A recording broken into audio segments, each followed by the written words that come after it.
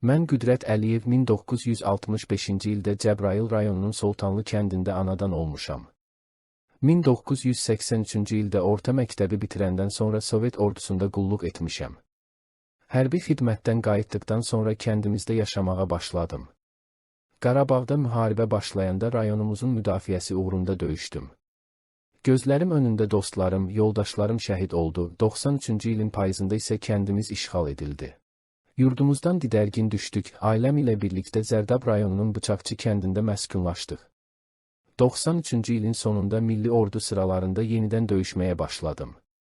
Füzuli rayonunun Arazboyu və Dağətəyi kəndlərinin azad edilməsində yaxından iştirak etdim. 94-cü ilin may ayında Aşağı Əbdürrəhmanlı kəndi istiqamətində gedən döyüşlərin biri mənim son döyüşüm oldu. Hazırda uğrunda döyüşdüyüm torpaqlar, rayonumuz, kəndimiz düşmən işğalından azad edildiyi üçün ruhum çox rahatdır.